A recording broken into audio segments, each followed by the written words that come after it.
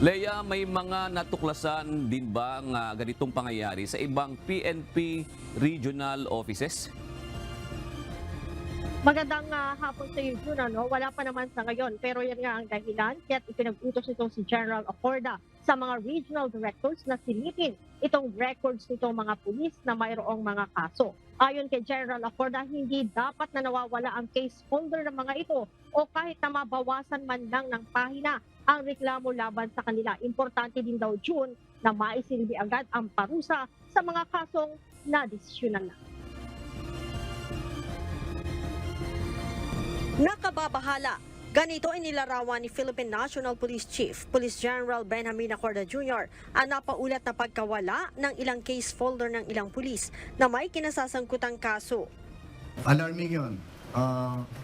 Because if you see, part of our focus agenda is integrity enhancement. And kasama siya is cleansing natin and imposing the right penalty. If there are things that affects this number 3 item natin sa 5 focus agenda, we will give special attention to that.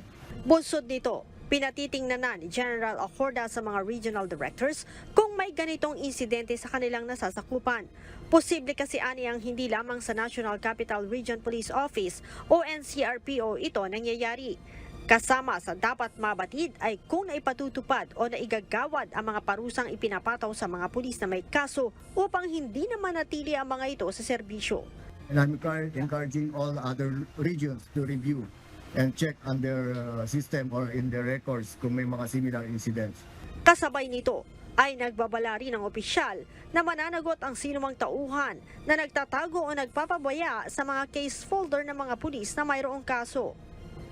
If there are evidence that would somehow state that there are negligence in the part of these record holders, yung supposedly mag-iingat ang mga records at sa kanila nangyari and there's negligence, definitely there will be sanctions that can be imposed. Noong Biyernes, isiniwalat ni National Capital Region Police Office Director, Police Major General Jose Melencio Nartates Jr. ang pagkakatuklas niya ng mga nawawalang case folder ng ilang pulis na mayroong kaso sa NCRPO, maging ang hindi agad pagsiserve ng parusa sa mga ito. I commend the efforts of NCRPO because discipline is very important and I'm happy na tuloy-tuloy pa rin yung effort niya in weeding out NCRPO Iskalawags. It's sad to know that there are some police officers that are involved in drugs, nag-positive. But what I want to emphasize is that we are active in pursuing this internal cleansing and we are not letting up in running after them. Samantala, kinumpirma din ni General Acorda na inalis na nila sa serbisyo si Police Lieutenant Colonel Mark Julio Abong matapos niyang pirmahan ang dismissal order nito noon pang December 18, 2023. Siya ang pulis na nag-amok at nagpaputok ng baril sa isang resto bar sa Quezon City noong 2023. 2022 naman, nasangkot rin ito sa hit and run incident na ikinamatay ng isang tricycle driver sa Quezon City. Well, as of this date, na-serve na sa kanya yung dismissal order. I already signed the order, the dismissal order, and it should be implemented. And based on our record, wala na siya. Si Abong ay nakatalaga sa PNP Legal Service ngunit hindi na makatatanggap ng benepisyo matapos na matanggal sa serbisyo. John, bagamat sinabi nitong si Chief PNP na may karapatan itong si Lieutenant Colonel Abong na umapila sa mas mataas na korte o maging sa NAPOLCOM, ay mananatili naman itong dismissed from the service habang umuusad ang proseso. June?